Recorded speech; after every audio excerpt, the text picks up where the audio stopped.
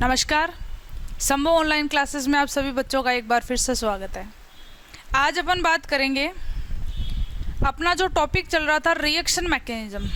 तो आपने कहा रिएक्शन मैकेनिज्म के अंदर जो लास्ट वाली क्लास थी उसमें अपन ने चल रहे थे इंटरमीडिएट यानी मध्यवर्ती थे। तो 5 मध्यवर्ती अपने कंप्लीट हो गए थे। अब अपन छठा इंटरमीडिएट और लास्ट इंटरमीडिएट की बात करते हैं ताकि अपना ये वाला टॉपिक क्या हो जाए, खत्म हो जाए। लास्ट जो मध्यवर्ती आता है वो कौन सा आता है? आपने कहा लास्ट आता है बेंजाइन। देखिए बेंजाइन क्या होती है, तो आपने कहा बेंजीन क्या होती है, तो आपने कहा बेंजीन में तो पाए जाते हैं डबल बॉन्ड, और एक अगर ट्रिपल बॉन्ड लगा दे तो ये क्या बन जाती है, बेंजाइन। बेंजीन को क्या बोला जाता है, एरिन, इसलिए इसका नाम एर बेंजाइन, और या फिर क्या बोला जा सकता है, इसको एराइन भी बोला जा सकता है। ठीक है, तो देखिए एराइन क्या होती है। आपने कहा एराइन की अगर अपन बात करें तो आपने कहा यह एक क्या होती है, बेंजीन के अंदर एक ट्रिपल बॉन्ड क्या होता है, उपस्थित होता है, तो वो संरचना क्या कहलाती है, आपकी बेंजाइन कहलाती है। आपने कहा बेंजाइन जो होती हैं, तो बेंजीन तो स्टेबल थी, लेकिन बेंजाइन में ये ट्रिपल बॉन्ड आने के कारण ये कैसी हो जाती है, आपने कहा ये हो जाती है उच्च क्रियाशील। ठीक है, यानी उच्च क्रियाशील होने का मतलब है इसके जो स्थायित्व है वो क्या हो जाता है, कम हो जाता है। तो इसका स्थायित्व होता है वो क्या होता है, कम होता है। यानी ये रिएक्शन जो होती है इसकी क्या होती है, बहुत ही फास्ट। बात करें अगर इससे बेंजाइन की, तो हमने कहा बेंजीन में अगर एक ट्रिपल बॉन्ड उपस्थित हो तो बेंजाइन कहलाई। इसका संकरण जो होता है वो क्या पाया जाता है, sp2 पाया जाता है।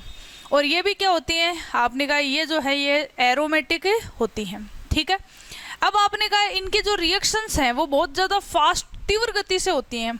तो आपने कहा पहली बात तो ये करेंगे कि ये बेंजाइन जो है ये बनती कैसे हैं। तो देखिए अगर बात करें इनके निर्माण की, तो निर्माण में आप हमेशा ध्यान रखेंगे, क्या ध्यान रखेंगे कि बेंजाइन का निर्माण है यानी ट्रिपल बॉन्ड बनाना है।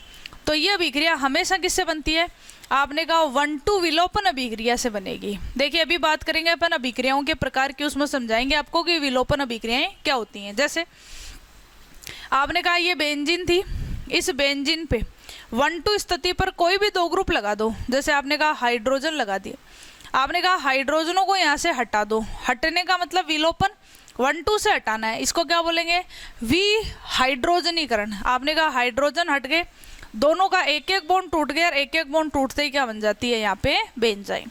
आपने कहा जरूरी थोड़ी है यही लगाएं, आपने कहा नहीं, दोनों जगह क्या लगा दो, हेलोजन लगा दो। आपने कहा हेलोजन लगा दीजिए, आपने कहा हेलोजन हटा दो। आपने कहा 2 हाइड्रोजन हट रहे हैं, तो आपने कहा ये क्या हो गया, आपने कहा विहाइलोजनीकरण।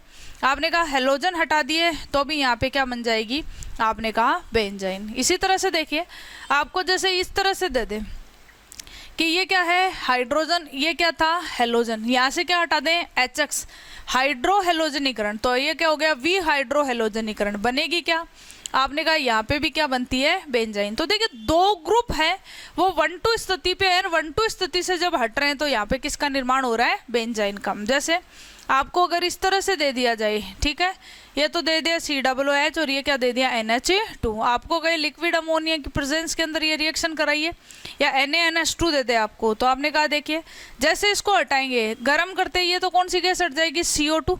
ये कौन सी गैस हट गई, NH3, और यहाँ पे कंपाउंड जो है वो क्या बन गया, बेंजाइन। ठीक है, तो बेंजाइन का मतलब क्या है, आपने कहा ऐसी कोई स्पीसीज जिसके अंदर बेंजीन के अंदर क्या पाया जाता है, ट्रिपल बॉन्ड पाया जाता है।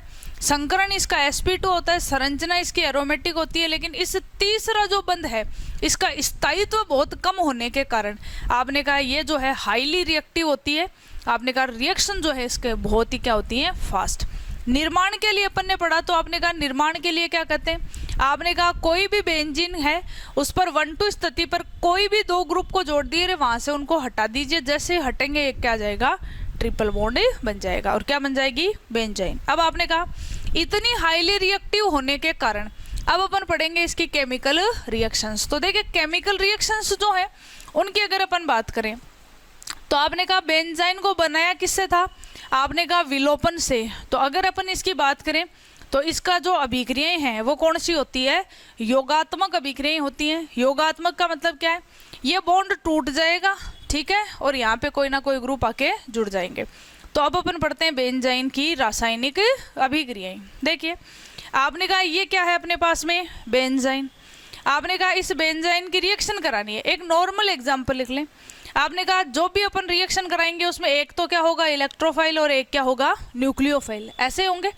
आपने कहा ये बॉन्ड टूटेगा, देखो ये बॉन्ड ऐसे टूट दे, इधर अगर खिसकता है तो यहाँ पे कौन सा चार्ज आ जाएगा नेगेटिव, यहाँ पे कौन सा चार्ज आ जाएगा पॉजिटिव, पॉजिटिव है नेगेटिव से, नेगेटिव किससे जुड़ जाएगा पॉजिटिव से। आपने कहा यहाँ पे देखिए कैसे बना है, एक तरफ तो क्या जोड़ दिया, आपने कहा ये बॉन्ड इधर किसकाया है तो यहाँ पे इलेक्ट्रोफाइल और यहाँ पे न्यूक्लियोफाइल। आपने कहा जरूरी नहीं है इस बॉन्ड को नीचे किसका दो, नीचे किसकाएंगे तो इधर इलेक्ट्रोफाइल और इधर न्यूक्लियोफाइल, कोई फर्क नहीं पड़ेगा। जैसे एग्जाम्पल देखते हैं। आपने कहा देखिए ये बेंजाइन थी आपके पास में, आपने कहा इसका क्या करा दो रिएक्शन HOH, देखिए H पे प्लस है और OH पे क्या है माइनस। आपने कहा एक जगह क्या जोड़ देंगे H को लिखने की जरूरत नहीं है, एक जगह क्या जोड़ देंगे OH, किसका निर्माण हो गया फिनोल का। ऐसे ही देखिए आपने कहा ये बेंजाइन थी, इसकी रिएक्शन करा दो किससे अमोनिया से, अमोनिया में क्या है H और NH2 माइनस और H प्लस, एक जगह H जोड़ दो और एक जगह क्या जोड़ दो NH2। आपने कहा H को लिखने की जरूरत है नहीं, लिख दो तो कोई दिक्कत नहीं, एक जगह NH2 जोड़ दिया, क्या बन गई ये एनिलीन बन गई। ठीक है, तो कोई भी कंपाउंड दे दे आपको, जैसे आपको ये कह दे कि ये बेंजाइन है इसकी रिएक्शन करा दो कोई भी HX से, यानी आपको HF दे दे, HCl दे दे, HBr दे दे और या फिर क्या दे दे HAI, कोई भी दे दे, एक जगह हाइड्रोजन और एक जगह क्या जुड़ जाएगा हेलोजन। आपने कहा हेलोजन जुड़ते ये क्या बन जाएगी हेलो बेंजीन बन जाएगी। ठीक है, इस तरह से। अब एक बात आती है कि अगर यहाँ पे बेंजाइन की रिएक्शन करा रहे हैं तो आपको ध्यान रखना है डबल बॉन्ड ये जो है ट्रिपल बॉन्ड वाला इसको तोड़ देना और एक तरफ प्लस और एक तरफ क्या जोड़ देना है माइनस जोड़ देना है। ठीक है, एक चीज और ध्यान रखेंगे, प्लस की रिएक्शन माइनस से और माइनस की रिएक्शन किससे करानी है प्लस से करानी है। ओके, लेकिन कई बार क्या कहते हैं कि ये बेंजाइन जो है वो इतनी ज़्यादा हाईली रिएक्टिव होती है कि अगर आपने इसकी रिएक्शन ठीक है कोई रिएक्टेंट से करवा रहे हैं लेकिन अगर नहीं हो पा रही है तो आपने कहा कि बेंजाइन के दो अणु आपस में क्या हो जाते हैं जुड़ जाते हैं। जैसे देखिए आपने कहा ये क्या लिया अपन ने बेंजाइन का एक अणु लिया, ठीक है, ऐसे ये आपने क्या लिया इधर दूसरी बेंजाइन ली। आपने कहा जैसे ये बेंजाइन की रिएक्शन कराएंगे तो देखो आपने कहा दो अणु जुड़ रहे हैं, इसको बोलते हैं द्विलिकीकरण, डाइमराइजेशन बोलते हैं। तीन जुड़ते तो ट्राइमराइजेशन हो जाता और बहुत सारे जुड़ते तो पॉलीमराइजेशन बहुलकीकरण हो जाता। आपने कहा देखो ये किधर भी जोड़ दो, आपने कहा इस बॉन्ड को इधर खिसका दो और इसको इधर, कैसे भी कर सकते हैं। आपने कहा इधर खिसकते हैं नेगेटिव इधर पॉजिटिव, इधर खिसकते हैं नेगेटिव और पॉजिटिव, नेगेटिव को पॉजिटिव, पॉजिटिव को किससे जोड़ दो नेगेटिव से जोड़ दो।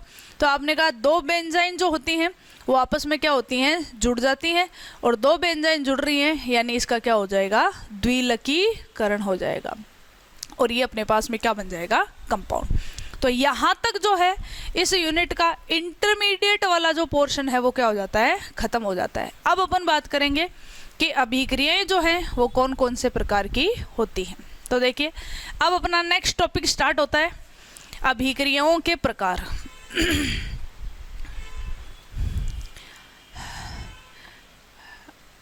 रासायनिक अभिक्रियाओं के प्रकार। देखिए अगर अपन से कहा जाए कि कोई भी रासायनिक अभिक्रिया, मैकेनिज्म पढ़ रहे अपन, सब कुछ पढ़ना पड़ेगा अपन को।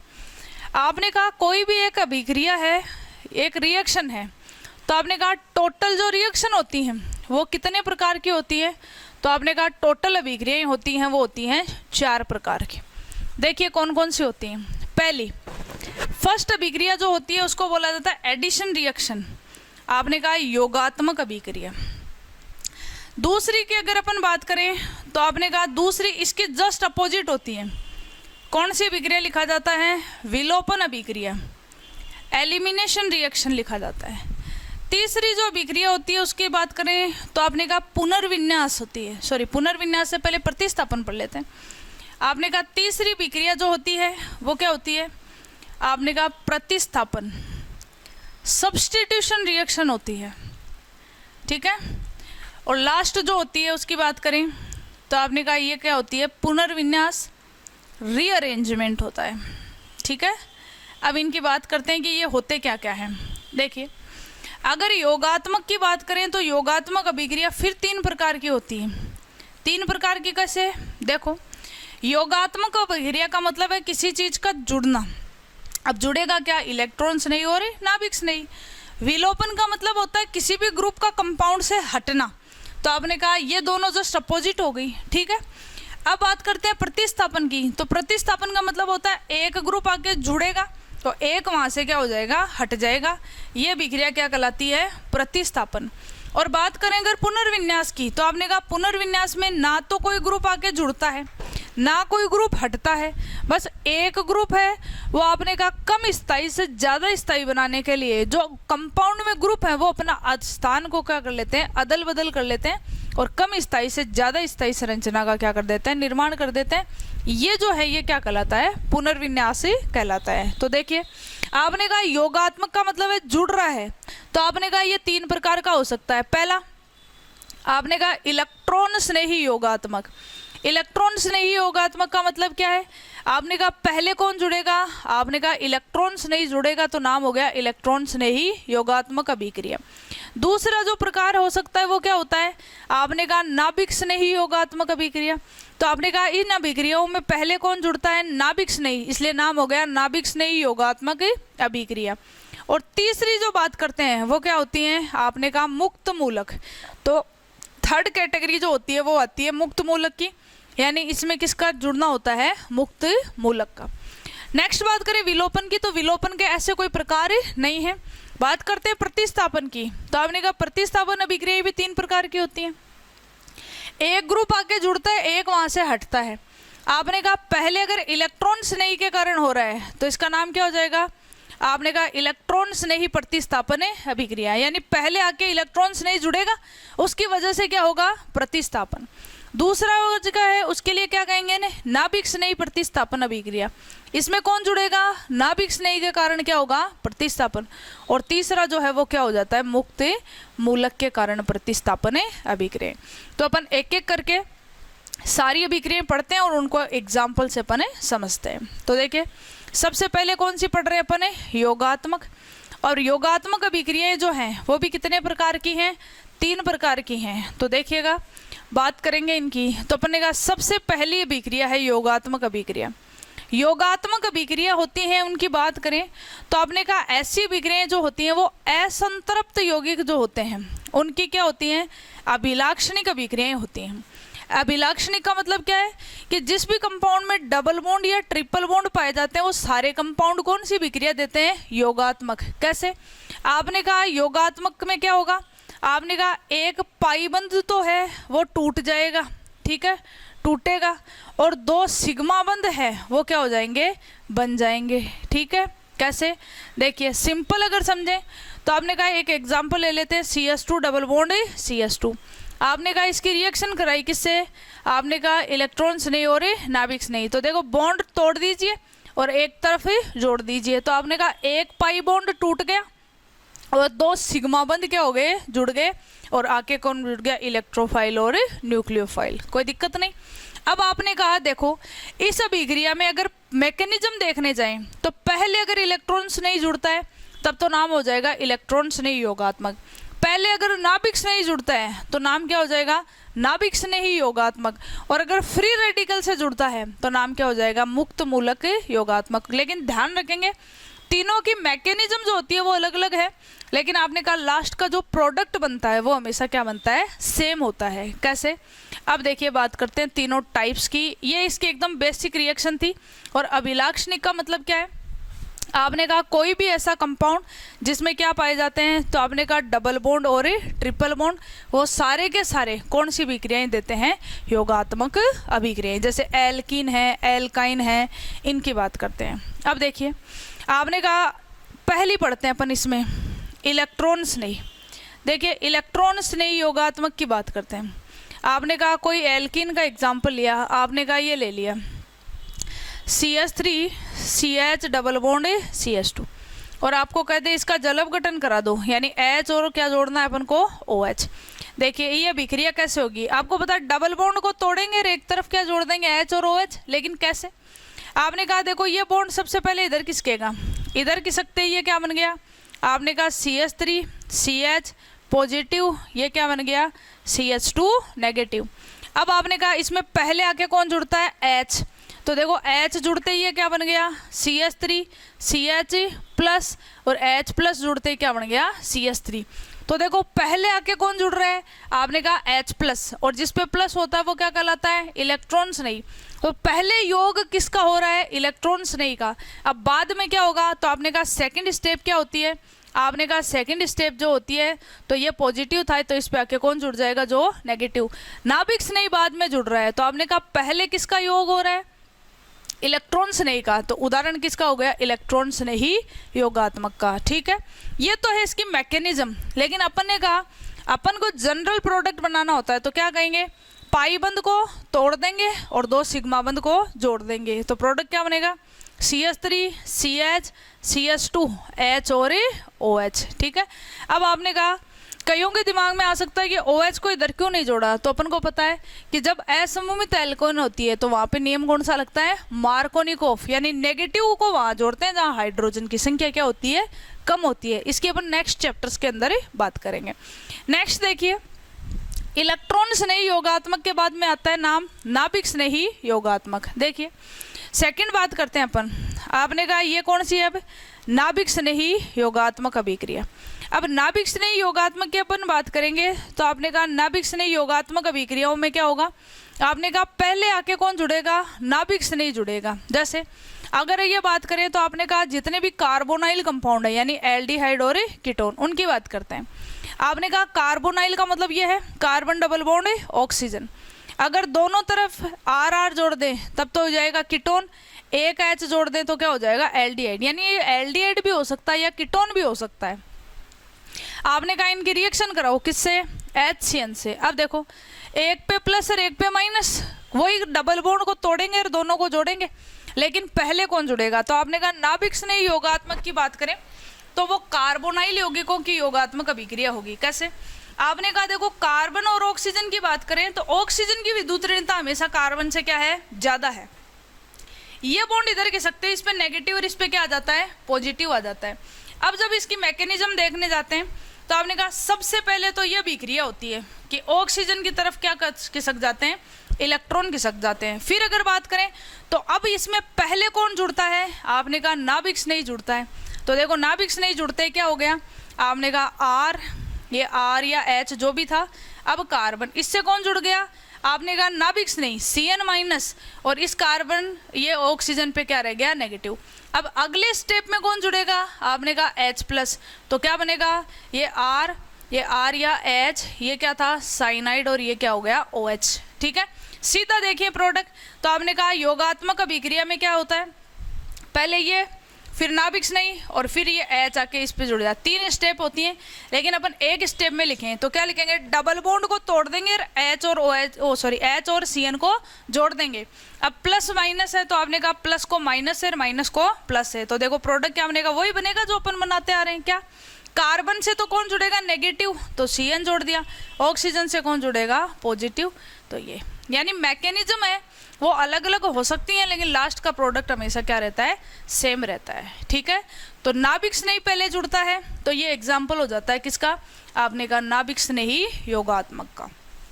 अब अपन बात करते हैं थर्ड, तीसरा योगात्मक अभिक्रिया कौन सी आती है, तो आपने कहा मुक्त मूलक योगात्मक अभिक्रिया।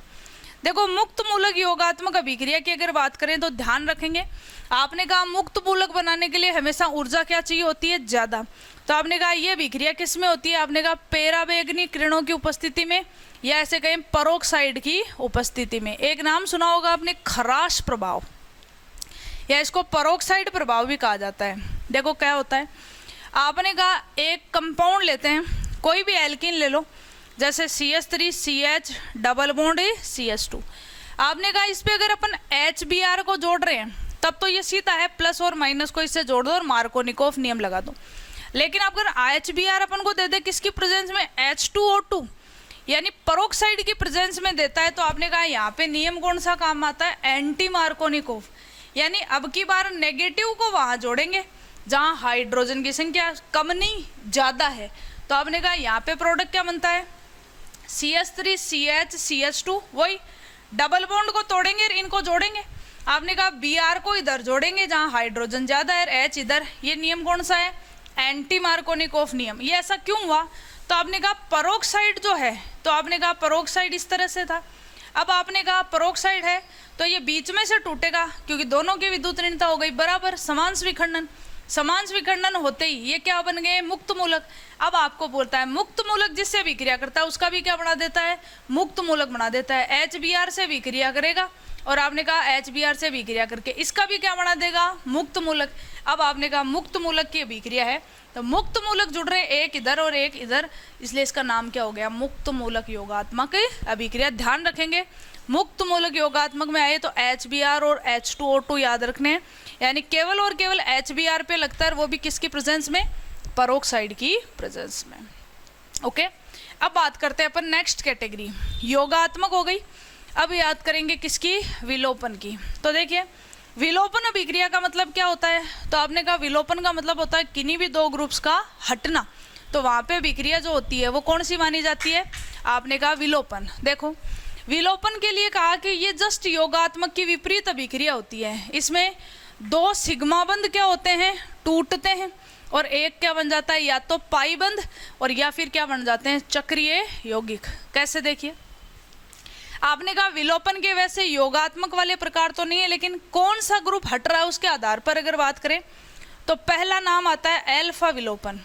देखो एल्फा विलोपन या इसको बोला जाता है 1,1 विलोपन। देखो किसको कहते हैं? इसमें हटने वाले ग्रुप एक ही कार्बन के होते हैं, जैसे ये कार्बन था, टोटल बंध कितने होते हैं? 4, ये कोई XY है।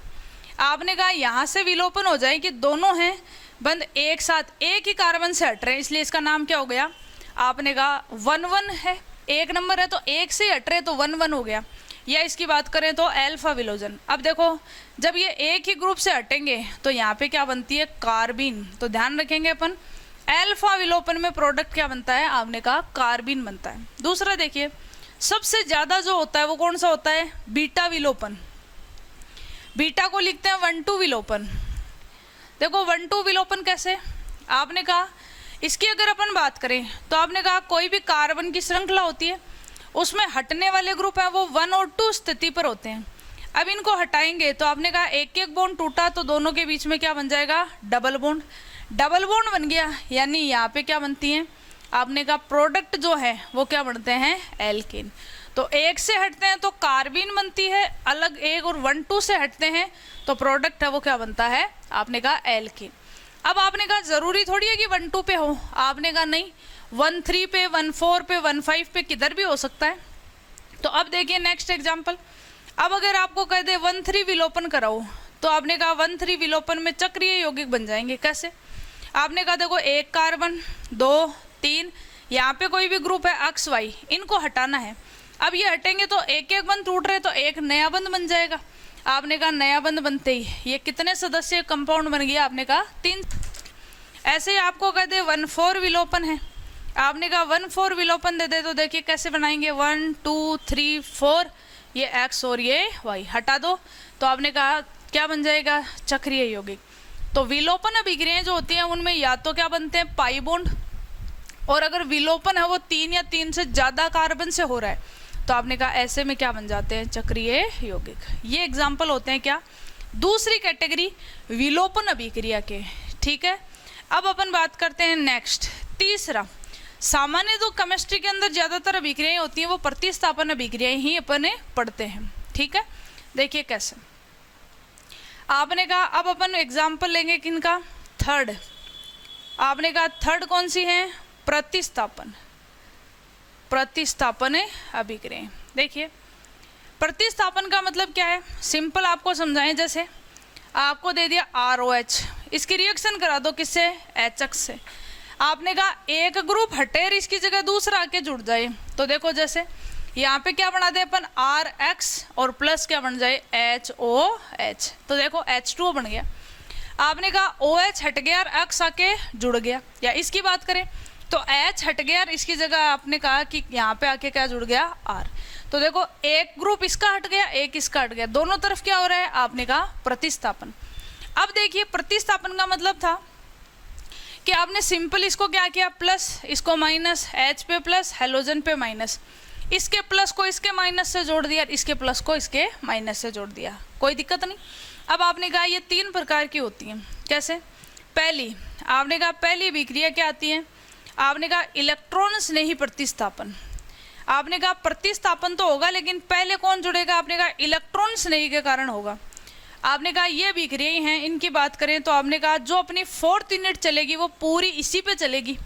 आपने कहा बेंजीन और बेंजीन के जितने भी व्युत्पन्न होते हैं उन सब के, बेंजीन के व्युत्पन्न, उन सब की कैरेक्टरिस्टिक या अभिलाक्षणिक अभिक्रिया क्या होती है? इलेक्ट्रॉन स्नेही प्रतिस्थापन। जैसे देखिए बेंजीन था, यहाँ था, इलेक्ट्रॉन स्नेही चाहिए, आपको कहते हैं NO2 प्लस है, तो आपको पता है H हट जाएगा और NO2 आके जुड़ जाएगा। NO2 ग्रुप का जुड़ना क्या कहलाता है? नाइट्रीकरण। दूसरा देखिए, अगर आपको कहते हैं ये H था, यहाँ पे क्या जोड़ दे? आपने कहा रिएक्शन करा दो H2SO4 से, तो आपने कहा H तो हट जाएगा और SO3 आके जुड़ जाएगा। इसका जुड़ना क्या कहलाता है? सल्फोनीकरण। या आपको कहते हैं कि बेंजीन की रिएक्शन किससे करा दो? HX से, आपने कहा क्या? H तो हट जाएगा और X आके जुड़ जाएगा। और हैलोजन का जुड़ना क्या कहलाता है? हैलोजनीकरण। तो जितनी भी ये अभिक्रियाएं, इनमें देखो सब में प्लस पहला चार्ज जुड़ रहा है, और प्लस वाले को अपन क्या कहते हैं? इलेक्ट्रॉन्स नहीं। एक ग्रुप जुड़ रहा है, एक ग्रुप हट रहा है, इसलिए ये इस एग्जाम्पल हो गया किसका? इलेक्ट्रॉन स्नेही प्रतिस्थापन अभिक्रियाओं का। अब बात करते हैं नेक्स्ट, सेकंड जो आती है उसकी बात करते हैं, तो कौन सा आएगा? आपने कहा नाभिक स्नेही प्रतिस्थापन। देखिए नाभिक स्नेही प्रतिस्थापन, नाभिक स्नेही प्रतिस्थापन के लिए अगर बात करेंगे तो ये होता है किसमें? आपने कहा एल्किल हैलाइडों में, एल्किल हैलाइड में। देखिए एल्किल हैलाइड दे दे आपको, तो जैसे आपने कह दिया ये दे रखा अपन को, ठीक है, यहाँ पे क्या दे रखा है? RO, इस तरह से, ठीक। आपने कहा इसकी रिएक्शन करा दो, किससे? आपने कहा जल से। देखो यहाँ से क्या होगा? हैलोजन अपने इलेक्ट्रॉन लेके हट जाएगा, आपने कहा ये क्या बन गया? ये, और इस पे आके कौन जुड़ जाएगा? OH minus. आपने कहा नेगेटिव चार्ज आके जुड़ जाएगा, तो आपने कहा जैसे ये हटा यहाँ पे आके OH जुड़ गया, तो ये क्या बन गया? एल्कोहल, ठीक है। तो देखिए नेगेटिव वाला पहले जुड़ता है और फिर कौन हटता है? आपने कहा हैलोजन। नेगेटिव वाले के कारण प्रतिस्थापन हो रहा है, इसलिए ये उदाहरण हो गया किसका? नाभिक स्नेही का। और नाभिक स्नेही अभिक्रियाएं जो होती हैं वो सामान्यतः है किसके अंदर होती हैं? तो अपन लिखेंगे एल्किल हैलाइड्स के अंदर, ठीक है। तो अपनी 5वीं यूनिट है वो क्या दे रखी है? एल्किल हैलाइड वाली, उनमें अपन इनकी बात करेंगे, ठीक है। और नेक्स्ट बात करते हैं तीसरा प्रतिस्थापन, वो किसके कारण होता है? मुक्त मूलक के कारण। तो देखिए 3rd कैटेगरी आती है मुक्त मूलक प्रतिस्थापन। देखो आपने कहा जैसे अपन ने लिया CH4, आपने कहा इसकी रिएक्शन करा दो Cl2 और पेराबैंगनी किरणें, दोनों की विद्युत ऋणता समान, क्या बनेगा? मुक्त मूलक। जिससे अभिक्रिया करेगा उसका भी क्या बना देगा? मुक्त मूलक। यानी मुक्त मूलक हमेशा अभिक्रिया किससे करता है? मुक्त मूलक से। और एक चीज और बताई थी कि अभिक्रिया को प्रारंभ तो किया जा सकता है लेकिन खत्म है नहीं। तो आपने कहा एक Cl रेडिकल है, इससे क्या बन गए? 2 Cl रेडिकल बन गए। अब आपने कहा ये इससे रिएक्शन करेगा, क्या बना देगा? एक तो HCl, एक क्या बन गया? CH3Cl। तो मुक्त मूलक के कारण H हट गया और Cl आके जुड़ गया, हो गया प्रतिस्थापन। आपने कहा फिर से अभिक्रिया होगी, क्योंकि मुक्त मूलक बन गया तो आगे से आगे चलेगी। फिर से एक हटेगा H, आपने कहा फिर से HCl हट गया, एक Cl जुड़ते ही क्या बन गया? CH2Cl। आपने कहा फिर अभिक्रिया होगी, आपने कहा फिर से अभिक्रिया होगी तो फिर क्या हट जाएगा? HCl। फिर से जुड़ जाएगा तो आपने कहा CHCl3। आपने कहा एक बार और ये रिएक्शन होगी, फिर क्या हटेगा? HCl और क्या बन गया? CCl4। अब देखो सारे के सारे H हट गए, अब बचा नहीं, तो अब ये रिएक्शन क्या हो जाती है? कंप्लीट। तो ध्यान रखेंगे मुक्त मूलक अभिक्रियाएं जो होती हैं उनको प्रारंभ तो अपन कर देते हैं, लेकिन अपन ने कहा खत्म तब होती है जबकि सारा का सारा क्रियाकारक ही नहीं क्या नहीं हो जाता? खत्म नहीं हो जाता, ठीक है। अब अपने पास में जो लास्ट बचती है 4th कैटेगरी, वो क्या आती है? पुनर्विन्यास अभिक्रिया। अगर आपसे कही जाए पुनर्विन्यास अभिक्रिया के लिए, तो अपन ने कहा ना कोई कंपाउंड अपन को बाहर से जोड़ना है, ना कोई अपन को कंपाउंड बाहर हटाना है। आपने कहा एक ही यौगिक के अंदर विभिन्न परमाणु है, वो एक स्थान से दूसरे स्थान पे जाके कम स्थायी से ज़्यादा स्थायी संरचना बना देते हैं और ये जो है ये क्या कहलाता है आपका पुनर्विन्यास। बात करें अगर पुनर्विन्यास की तो ध्यान रखेंगे जहाँ पे भी कार्बोकेटाइन बनते हैं जिन अभिक्रियाओं में, ये उनकी अभिलाक्षणिक अभिक्रिया होती है। ओके, जैसे आपने कहा बात करते हैं स्थायित्व की, कम स्थायी से ज़्यादा स्थायी बनेगी। कार्बोकेटाइन सबसे ज़्यादा स्थायी कौन सा होता है? 3 डिग्री, 2 डिग्री और ये 1 डिग्री। देखो आपको जैसे ये दे दें CH3, CH2, CH2+, ये कौन सा कार्बोकेटाइन है? 1 डिग्री। अगर कहीं पे भी 1 डिग्री बन गया तो आपने कहा इसमें पुनर्विन्यास हो जाएगा। कैसे? आपने कहा ये देखिए यहाँ से ये हाइड्रोजन है अपने बंध के इलेक्ट्रॉन लेके इस पे आ जाएगा, इस पे आते ही क्या बन गया? CH3, CH, H- आके जुड़ते ही ये तो क्या हो गया? CH3। इस कार्बन का बंध टूटते ही इस पे कौन सा आ गया? Plus charge. ओके, देखो ये कौन सा डिग्री था? 1 डिग्री। ये कौन सा डिग्री है? 2 डिग्री। यानी कम स्थायी से अपने आप किस में चेंज हो जाती है? आपने कहा ज़्यादा स्थायी में चेंज हो जाती है, और ये अभिक्रिया है ये क्या कहलाती है? पुनर्विन्यास। ऐसे ही अगर 2 डिग्री कार्बोकेटाइन 3 डिग्री में बदल सकता है तो ये भी कौन सी अभिक्रिया होगी? पुनर्विन्यास अभिक्रिया। एक एग्जाम्पल और देख लेते हैं। जैसे आपको ये कह दिया जाए कि आपके पास में ये है नाइट्रोसोबेंजीन। आपने कहा नाइट्रोसोबेंजीन है, नाइट्रोबेंजीन नहीं है, नाइट्रोसोबेंजीन है ना। नाइट्रोबेंजीन में NO2 होता है। आपने कहा इसका रिडक्शन करा दो, 2 हाइड्रोजन जोड़ दिए। देखिए कैसे जोड़ेंगे? डबल बॉन्ड को तोड़ेंगे, हाइड्रोजन को जोड़ेंगे। आपने कहा क्या कंपाउंड बन गया? आपने कहा आपके पास में कंपाउंड हो गया NH और ये OH, लेकिन इसका स्थायित्व कम होता है। तो आपने कहा एक ही कंपाउंड में क्या हो जाएगा? पुनर्विन्यास। कैसे? आपने कहा ये हाइड्रोजन है, ये तो आके किस पे जुड़ जाएगा? नाइट्रोजन पे। और ये OH है, ये आके कहाँ जुड़ जाएगा? यहाँ। तो पुनर्विन्यास हुआ।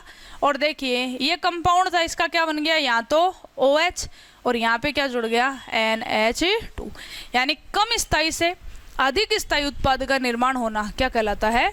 पुनर्विन्यास अभिक्रिया। तो ये है अपने पास में टोटल टाइप ऑफ रिएक्शंस, जिसमें अपन ने कहा कि कोई भी अभिक्रियाओं की अगर बात करें तो टोटल कैटेगरी कितनी है अपने पास में? 4। कौन कौन सी है? आपने कहा योगात्मक है, दूसरी बात करें तो विलोपन है, तीसरी बात करें तो प्रतिस्थापन है, और चौथी बात करें तो पुनर्विन्यास है। ओके, अब अपने पास में नेक्स्ट जो टॉपिक आता है वो आता है कि कोई भी अभिक्रिया के अंदर आप जैसे क्रिया विधि दे रहे हो, ठीक है, लेकिन उस क्रिया विधि को आपने कहा अपन देख थोड़ी सकते हैं। अपन ने तो रिएक्टेंट लिए थे, रिएक्टेंट से डायरेक्ट क्या बन जाते हैं? उत्पाद। तो आपने कहा फिर इन अभिक्रिया की क्रिया विधि का निर्धारण कैसे होता है? जैसे आपने पढ़ी होगी प्रतिस्थापन को लिखते हैं सब्स्टिट्यूशन, नाभिक स्नेही प्रतिस्थापन हो तो आपको इसलिए न्यूक्लियोफिलिक सब्स्टिट्यूशन। आपने पढ़ा ये 2 प्रकार की होती हैं, SN1 और SN2। तो आपने कहा ये 1 और 2 ऐसे दे देते हैं मैकेनिज्म, तो अपन को पता कैसे चल रहा है कि इनकी क्रिया विधि कैसे है? तो अब अपन पढ़ेंगे अपना टॉपिक अभिक्रिया की क्रिया विधि को निर्धारित करने वाली विधियां। देखिए कौन कौन सी विधियां हो सकती हैं। पहली विधि लिखते हैं अपन, इसके अंदर आती है अपने पास में समस्थानिक विधि। देखिए कैसे? आपने कहा समस्थानिक क्या होते हैं? आपने कहा समस्थानिक वे है जिनका परमाणु क्रमांक क्या होता है? समान, और परमाणु भार जो होता है वो क्या पाया जाता है? अलग अलग। अब इसमें एक खास बात होती है कि इनका परमाणु क्रमांक समान होने के कारण इनकी रासायनिक अभिक्रियाएं क्या होती हैं? समान। लेकिन इन रासायनिक अभिक्रियाओं का जो वेग होता है वो क्या हो सकता है? आपने कहा अलग अलग हो सकता है। आपने कहा वेग अलग अलग हो सकता है, कोई दिक्कत नहीं, तो अपन एक समस्थानिक से लेते हैं। आपने कहा एक समस्थानिक है हाइड्रोजन का 1H1, एक है 1H2 और एक है 1H3। इसको क्या बोलते हैं अपन? ड्यूटेरियम, और इसको अपन क्या बोलते हैं? ट्राइटेरियम। कोई दिक्कत नहीं। अब देखो आपने कहा जैसे अपन प्रतिस्थापन कराते हैं तो आपने कहा पहले हाइड्रोजन ले लो, इसकी रिएक्शन करा दो NO2+ से। आपने कहा क्या होगा? आपने कहा NO2 आके जुड़ जाएगा और H यहाँ से हट जाएगा, कोई दिक्कत नहीं। आपने कहा इस अभिक्रिया का वेग मान लेते हैं R1। दूसरा देखो, आपने कहा ये थी NO2 था, अब की बार इस हाइड्रोजन की जगह इसका समस्थानिक ले लेते हैं ड्यूटेरियम, रिएक्शन कराते हैं। आपने कहा रिएक्शन सेम ही होती है सारी रासायनिक अभिक्रियाएं। यहाँ पे NO2 आगे जुड़ जाएगा और यहाँ से हटेगा कौन, ड्यूटेरियम। अब की बार क्या करते हैं अपन, इसका समस्थानिक ले लेते हैं कौन सा, ट्राइट्रियम। आपने कहा रिएक्शन करा दो NO2 से, इसका वेग था R2, ये है R3। अब अपन यहाँ देखते हैं तो यहाँ पे अभिक्रिया नहीं होती, तो अपन इसकी क्रियाविधि समझने की कोशिश करते हैं। क्या आपने कहा यहाँ पे कौन सा बंध तोड़ रहे हैं अपन, तो आपने कहा कार्बन और हाइड्रोजन वाला, ये वाला बंध तोड़ेंगे। यहाँ पे बंध कौन सा टूटेगा, तो आपने कहा यहाँ पे कार्बन और ड्यूटेरियम वाला बंध तोड़ेंगे। यहाँ पे अगर बात करें तो आपने कहा कार्बन और ट्राइट्रियम वाला बंध तोड़ देंगे। अब देखो ऐसे कहा जाता है कि जो जितना भारी समस्थानिक होता है वो उतना ही परबल बंध बनाता है। तो आपने कहा बंध अगर परबल है तो बंध को तोड़ने में एनर्जी क्या लगेगी, ज़्यादा लगेगी। अब एनर्जी अगर ज़्यादा लगेगी तो वेग क्या है, वो हो जाएगा कम। तो अपन अगर इस समस्थानिक को लेते हैं तो अपन ऐसे कहते हैं R1 का मान ज़्यादा आता है R2 से, R2 ज़्यादा आता है R3 से, R3 का मान आता है 0। यानी ये वाली अभिक्रिया, इसमें ये बंध टूटेगा ही नहीं, यानी यहाँ पे कोई भी प्रोडक्ट नहीं बनेगा। तो अपन ऐसे कह सकते हैं कि जब भी बेंजीन की अभिक्रिया NO2 से कराते हैं तो इसमें से हाइड्रोजन जो है वो वाला बंध टूट जाता है, NO2 आके जुड़ जाता है। यानी अपन इसकी क्रियाविधि दे सकते हैं और अपन ने इसका निर्धारण कर लिया किससे, आपने कहा समस्थानिक विधि से। ठीक है, तो ये है पहली विधि जिसमें अपन क्या करते हैं, आपने कहा अपन कोई भी समस्थानिक लेकर अभिक्रिया के वेग का क्या करते हैं, निर्धारण। दूसरी विधि आती है, वो क्या आती है, आपने कहा उत्पाद विश्लेषण विधि। कैसे, आपने कहा इसमें उत्पाद को देखकर अपन बताते हैं कि इसकी क्रियाविधि क्या रही होगी। जैसे आपने कहा सेकंड विधि आती है उत्पाद विश्लेषण विधि। देखिए उत्पाद विश्लेषण विधि क्या कहती है, जैसे आपको कोई भी एक क्रियाकारक दे दे, आपको कह दे CH3 कार्बन, ये CH3 double bond CH CH2 और ये क्या दे दिया Cl, हेलोजन दे रखा है। अभी पढ़ के आए अपन, हेलोजन जो होते हैं वो कौन सी अभिक्रिया देते हैं, आपने कहा प्रतिस्थापन अभिक्रिया। आपने कहा प्रतिस्थापन की अभिक्रिया करा दो, आपने कहा इसकी रिएक्शन करा दो किससे, KOH से। तो आपने कहा यहाँ से क्या होगा, Cl हट जाएगा और OH आके जुड़ जाएगा। तो आपने कहा ये प्रोडक्ट बनना चाहिए था क्या, CH3 carbon CH3 double bond CH CH2 OH और साथ में यहाँ से क्या बनना चाहिए था, KCl।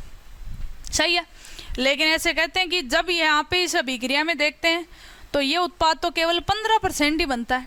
तो अब अपन ने कहा कि ऐसे ही इसकी बात करें तो ये तो सीधा सा है कि यहाँ से क्या हट गया, क्लोरीन, यहाँ पे कौन सा चार्ज आ गया, पॉजिटिव, पॉजिटिव पे क्या आके जुड़ गया, नेगेटिव। लेकिन ये वाली क्रियाविधि हो गई गलत। तो अब अपन इसका निर्धारण कैसे करेंगे, प्रोडक्ट क्या बनेगा दूसरा, कैसे, आपने कहा सबसे पहले आपने कहा यहाँ से Cl हटा होगा, हट गया। आपने कहा क्या बन गया, CH3 carbon CH3 double bond CH और CH2 प्लस, क्या है ये, कार्बोकेटाइन, वो भी कौन सा, आपने कहा 1 डिग्री कार्बोकेटाइन। अभी पढ़ गए हैं जहाँ पे भी कार्बोकेटाइन बनते हैं उनमें अपने आप क्या हो जाता है, पुनर्विन्यास। आपने कहा इसमें पुनर्विन्यास हो गया, कैसे, आपने कहा कम स्थाई से ज़्यादा स्थाई में बदल जाएगा। तो आपने कहा कैसे बदलेंगे, आपने कहा इस डबल बॉन्ड को इधर ले आओ रेजोनेंस में ना, क्योंकि दोनों के बीच में एक सिग्मा है। आपने कहा इधर लाते क्या बन गया, CH3 कार्बन CH3 इस पे पॉजिटिव, ये क्या आ गया, CH डबल बॉन्ड CH2, कौन सा कार्बोकेटाइन बन गया, 3 डिग्री। ये क्या होता है, ज़्यादा स्थाई। अब आके इस पे कौन जुड़ेगा, आपने कहा OH माइनस, आपने कहा OH माइनस जुड़ते ही क्या बन गया, CH3 carbon CH3 OH CH double bond CH2 और ये वाला प्रोडक्ट जो होता है इस रिएक्शन में कितना बनता है, 85%। तो आपको ये रिएक्शन दी, इसके 2 प्रोडक्ट थे, दोनों प्रोडक्ट को आपने देखा और आपको कहा कि इस अभिक्रिया की क्रियाविधि बताओ। तो अपन ने कहा ये वाली क्रियाविधि तो हो नहीं सकती, तो फिर क्या हुआ होगा, आपने कहा इसमें 1 डिग्री बना होगा, फिर पुनर्विन्यास से 3 डिग्री, फिर 3 डिग्री पे OH आके ये प्रोडक्ट बन गया। यानी उत्पाद को देखकर अपन क्या करते हैं, क्रियाविधि का निर्धारण करते हैं। ठीक है, अब अपन लास्ट तीसरी विधि और पढ़ते हैं इसकी। आपने कहा तीसरी जो विधि होती है उसकी अगर अपन बात करें तो आपने कहा जो अपन अगली यूनिट पढ़ेंगे त्रिविम रसायन उससे रिलेटेड है। आपने कहा तीसरी जो विधि होती है वो भी कौन सी होती है, आपने कहा त्रिविम रसायन विधि। देखिए त्रिविम रसायन विधि में कैसे निर्धारण करते हैं, आपने कहा अपने पास में क्या है, कोई भी हैलाइड है, जैसे आपने कहा ये है R, ठीक है। हैलोजन जो होते हैं वो भी कौन सी अभिक्रिया देते हैं, आपने कहा प्रतिस्थापन अभिक्रिया। आपने कहा जैसे इसकी रिएक्शन करा दी किससे, आपने कहा KOH से, एक्वस KOH। तो आपने कहा एक्वस KOH से रिएक्शन कराई तो आपने कहा OH आके जुड़ेगा और हैलोजन यहाँ से हटेगा, KX हटेगा। अब आपने कहा अगर आपके पास में ये प्रोडक्ट बनता है कौन सा, R, ठीक है, halogen plus X carbon R और ये, यानी 50% तो ये मिल रहा है, 50% ही आपको ये मिल रहा है। या तो हो सकता है ये, और या फिर आपके पास ऐसा हो जाए कि आपको मिले KOH से रिएक्शन कराओ, एक्वस KOH से, आपको ये प्रोडक्ट बन रहा है क्या, आपने कहा X कार्बन R और ये R, 100% एक ही उत्पाद बन रहा है, ठीक है। तो देखिए अगर ऐसे दो प्रोडक्ट बन रहे हैं 50-50% वाले, तब अपन कहते हैं कि अभिक्रिया की क्रिया विधि है वो क्या हुई होगी, SN1। और अगर आपको 100% एक ही उत्पाद मिल रहा है, और वो भी कैसे, जिधर X जुड़ा हुआ था OH जोड़ना है, इधर X ही जोड़ दिया मैंने, है ना, इससे रिएक्शन कराएंगे तो OH बनेगा ना, ये देखो OH है। तो आपने कहा एक ही प्रोडक्ट बन रहा है और वो भी उल्टा बन रहा है, उल्टा मतलब जिधर हैलोजन जुड़ा हुआ था उसके 180 डिग्री पे आके कौन जुड़ रहा है, OH जुड़ रहा है। इसको बोलते हैं विन्यास का प्रतिपन होना, ठीक है। तो आपने कहा अगर विन्यास का प्रतिपन हो जाए और 100% एक ही प्रोडक्ट बन रहा है, तो आपने कहा यहाँ पर जो अभिक्रिया की क्रिया विधि मानी जाती है वो क्या होती है, SNA2। ऐसा क्यों, तो कहते हैं SN1 अभिक्रिया में तो कार्बोकेटाइन बनते हैं, और जहाँ पे कार्बोकेटाइन बनते हैं वहाँ पे बनता है हमेशा रेसेमिक मिश्रण। आपने कहा रेसेमिक मिक्सचर क्या होता है, आपने कहा 50% ये प्रोडक्ट और 50% ये। और SN2 अभिक्रिया होती है, इसमें बनती है संक्रमण अवस्था, और संक्रमण अवस्था के कारण यहाँ विन्यास का प्रतिबंध हो जाता है, केवल एक ही प्रोडक्ट बनता है वो ये। अब एक क्वेश्चन और आ जाता है छोटा सा कि ये संक्रमण अवस्था और जो इंटरमीडिएट होते हैं उनमें अंतर क्या होता है। तो देखिए एक छोटा सा अंतर और पढ़ा देते हैं आपको। आपने कहा आपको ये दे दे कि मध्यवर्ती और संक्रमण अवस्था में अंतर क्या है। तो देखिए मध्यवर्ती और संक्रमण अवस्था की अपन बात करें तो आपने कहा मध्यवर्तियों का निर्माण हमेशा क्या होता है, आपने कहा पुराने बंध टूट जाते हैं, और पुराने बंध जब टूटते हैं तो क्या बन जाते हैं, आपने कहा मध्यवर्ती, यानी बंध टूटने के बाद बनते हैं।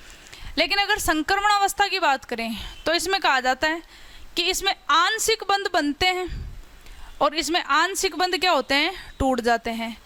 तो वहाँ पे ये अवस्था क्या कहलाती है, संक्रमण अवस्था। जैसे आपने कहा AB था और इसकी रिएक्शन कराओ C से, तो आपने कहा ऐसे हो जाए A और B के बीच का बंध टूट जाए और C से बंध बन जाए, तो ये क्या कहलाती है, संक्रमण अवस्था। मध्यवर्ती के लिए कहें तो इसकी ऊर्जा जो होती है वो क्या पाई जाती है, कम। संक्रमण अवस्था की ऊर्जा होती है वो सबसे ज़्यादा। ऊर्जा अगर कम है तो जो स्थायित्व होता है वो संक्रमण अवस्था से क्या होता है, ज़्यादा। और संक्रमण अवस्था की बात करें तो जो स्थायित्व होता है वो क्या होता है, आपने कहा मध्यवर्ती की बजाय कम होता है, ठीक है। एक डायग्राम से समझाऊं कि जैसे कोई रिएक्शन है, आपने कहा ये है, इधर से इधर क्या ले रखी है अपन ने, एनर्जी, इधर से इधर क्या ले रखा है, टाइम। तो आपने कहा जैसे रिएक्टेंट से प्रोडक्ट है, ये रिएक्टेंट से प्रोडक्ट, तो आपने कहा यहाँ पे जो सबसे ज़्यादा ऊर्जा दी जाती है वो किसकी दी जाती है, संक्रमण अवस्था। और ऐसी अभिक्रियाएं जो एक ही पद में संपन्न होती हैं वहाँ पे कभी भी इंटरमीडिएट नहीं बनेंगे, क्योंकि आपको कहा था मध्यवर्ती कब बनते हैं। तो आपने कहा ऐसी अभिक्रियाओं में जहाँ पे जो स्टेप्स होती हैं वो एक से क्या होती हैं, ज़्यादा। जैसे ये दे दे, इधर से इधर ऊर्जा, इधर से इधर टाइम, इस तरह से आपको कोई ग्राफ दे रखा है। ये रिएक्टेंट है, ये प्रोडक्ट। ये जो सबसे ज़्यादा ऊर्जा होती है ये ट्रांजिशन स्टेट फर्स्ट, ये ट्रांजिशन स्टेट सेकंड, ये ट्रांजिशन स्टेट थर्ड। आप कहोगे कोई अभिक्रिया जितने पदों में संपन्न होती है उसमें उतनी ही ज़्यादा क्या पाई जाती हैं, आपने कहा संक्रमण अवस्थाएं, और दो संक्रमण अवस्थाओं के मध्य में क्या बनता है, इंटरमीडिएट फर्स्ट और ये इंटरमीडिएट सेकंड। तो मध्यवर्ती हमेशा कहाँ होते हैं, आपने कहा संक्रमण अवस्थाओं के मध्य में। और एक चीज ध्यान रखेंगे, किसी भी क्रिया में जब एक से ज्यादा पद होते हैं तो हर बार संक्रमण अवस्था की जो ऊर्जा है वो हमेशा घटनी चाहिए, तब तो वो सही है। अगर ऐसा नहीं है, यानी अगर आपको कोई इस तरह के ग्राफ दे दे तो ये वाला क्वेश्चन है, ये क्या हो जाते हैं, गलत। तो आपको ध्यान रखनी है कि लगातार जो संक्रमण अवस्थाएं हैं उनकी ऊर्जा क्या होती है, कम।